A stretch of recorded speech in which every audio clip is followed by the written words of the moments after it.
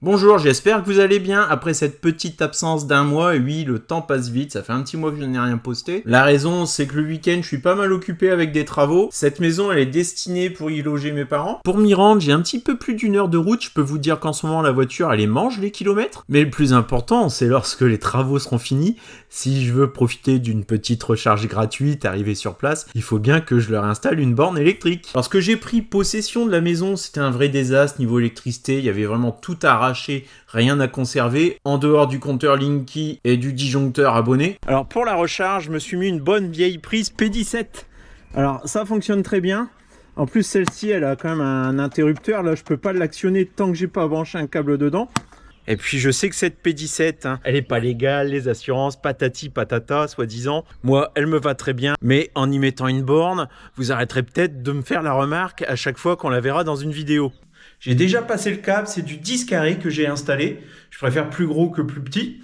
Pour vous savoir exactement quelle section de câble vous avez besoin, vous retrouvez sur internet tout un tas de tableaux. Alors moi je suis en monophasé, je vais recharger à 32 ampères. C'est le maximum qu'on peut faire avec mon installation, je n'ai pas de triphasé. Dans mon tableau, ce qu'on peut voir, c'est que 32 ampères, déjà on exclut le 1,5 mm², le 2,5, le 4. On a le choix entre du 6, du 10, du 16 et plus, bien sûr, si on veut. Mais moi, dans mon cas, je vais rester raisonnable. Surtout que plus on va prendre une grosse section, plus ça va être coûteux. Vu tout simplement, arriver sur votre borne, vous allez aussi avoir du mal à serrer les cosses, parce que le câble va être trop gros. Et donc, ce qu'on peut voir, c'est qu'en 6 mm², pour du 32 ampères, je peux aller jusqu'à une distance de 28 mètres de mon arrivée électrique. Ce qui est déjà pas mal. En 10 mm², je peux aller jusqu'à 48 mètres. C'est important de respecter cette norme, cette distance. Si vous prenez une section plus petite que 6 mm², ne rechargez pas à 32 ampères, surtout avec un véhicule électrique. Les durées de recharge sont longues. En plus d'un câble qui chauffe, vous allez aussi avoir une perte énergétique, c'est-à-dire que vous allez devoir dépenser plus d'énergie pour recharger votre véhicule. Et c'est pour cette raison que j'ai pris du 10 mm². C'est pour avoir le moins de pertes possible, même si le 6 était suffisant. Au niveau de votre tableau électrique, vous allez avoir besoin de deux équipements. Un interrupteur différentiel de 40 ampères, de puissance de coupure 30 mA.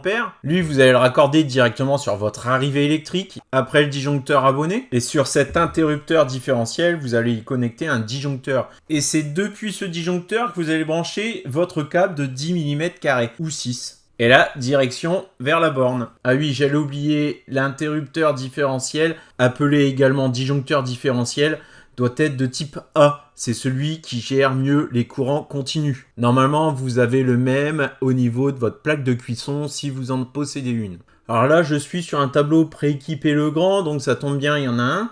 Par contre, à la maison, je me suis équipé en Schneider. C'est un petit peu moins cher. C'est un petit peu moins de 40 € le disjoncteur différentiel. Je vous mettrai le lien en description d'un Legrand et du Schneider. Alors ça, qu'il s'agisse d'une borne ou d'une prise de type P17, c'est obligatoire. Alors même si mon câble est déjà passé et que j'avais une prise P17 dessus, sur une installation électrique, il faut vérifier ses serrages régulièrement. Une fois par an, c'est bien, surtout sur des grosses sections de câbles. Le cuivre, ça travaille. Alors là, il faut pas du tout rigoler avec ça. C'est un des premiers risques d'incendie dans une habitation. C'est très bien de faire poser sa borne par un pro. D'ailleurs, pour ceux qui ne se sentent pas capables de le faire eux-mêmes, je mets un lien en description pour obtenir des devis gratuitement et sans engagement. Mais la plupart des pros, une fois que la borne est installée, vous n'allez plus le revoir. Or, il est quand même conseillé, lorsqu'on fait une nouvelle installation, un nouveau équipement, de redonner un coup de serrage le lendemain, 24 heures après. Et plus la section du câble est grosse, plus c'est nécessaire. Et là, dans la séquence qui suit, on est au lendemain, et vous allez voir l'importance de prendre les tournevis adéquates, parce que je suis complètement tête en l'air. Même si tout est coupé, j'utilise des tournevis d'électricien. Donc on les reconnaît parce que le bout est complètement isolé. Ah oui, c'est pas coupé le courant.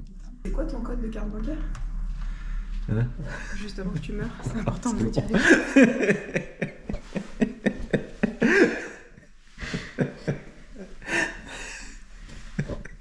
Ouais, bon. Tu as gardé le montage.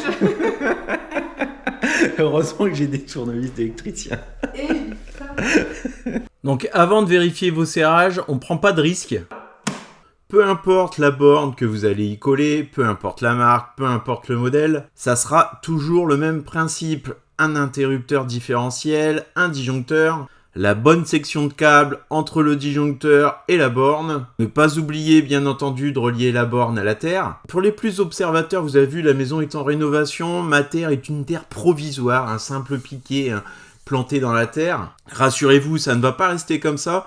Par contre, ce que j'ai trouvé cool, surtout avec la borne Tesla, pas celle que vous voyez en vidéo, c'est que la borne Tesla m'indique la valeur de la terre. Donc ça me facilitera la vie pour m'assurer que ma terre est bonne. Parce que les appareils de mesure pour la terre, ils sont pas donnés et peu accessibles aux particuliers. La borne que vous voyez depuis le début en vidéo, c'est très simple, elle est défectueuse. J'ai passé beaucoup de temps avec le support et finalement ils ont décidé de la retirer de leur catalogue. Je pensais que le problème venait du connecteur, vous allez voir comment il se comportait.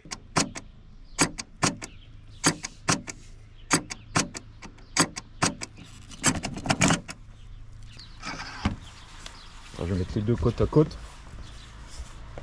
Au début, je me suis dit que c'était peut-être la petite encoche, espèce de détrompeur, qui n'était pas assez large, donc j'y suis allé, j'ai fait tout ce qu'il ne fallait pas faire, c'est-à-dire que j'ai meulé un petit peu ce trou. J'ai fini par démonter la prise et interchanger avec une qui fonctionnait, et le problème a été identique, donc ça venait pas de ça. S'il y en a qui ont une idée, n'hésitez pas à me la mettre en commentaire. La résistance au niveau de la prise a également été vérifiée. Mais après y avoir passé une journée, j'ai laissé tomber cette borne, j'ai simplement déconnecté son arrivée électrique et j'ai connecté une borne Tesla. Tout ceci, je vais pas le cacher, grâce à vous, grâce au programme de parrainage. Encore merci à ceux qui m'ont choisi comme parrain. Surtout, si vous commandez une Tesla, n'oubliez pas de cliquer sur un lien de parrainage avant de commander votre voiture, vous bénéficiez de 500 € de remise. Alors ces 500 € n'apparaissent pas tout de suite sur la facture, c'est sur la dernière facture qui est éditée que les 500 € sont déduits. Le mieux, c'est de prendre un parrain que vous connaissez, et idéalement proche de chez vous, pour vous faire essayer la voiture, vous donner quelques explications. Je viens d'avoir l'idée à l'instant, en même temps de tourner cette vidéo, de créer une carte collaborative entre membres de la chaîne, et je laisserai le lien de la carte des membres de la chaîne avec les liens de parrainage en description de toutes les prochaines vidéos. Pour ajouter votre lien de parrainage sur cette carte, rien de plus simple, vous m'envoyez un petit mail avec votre pseudo avec lequel vous êtes abonné à ma chaîne, votre lien de parrainage,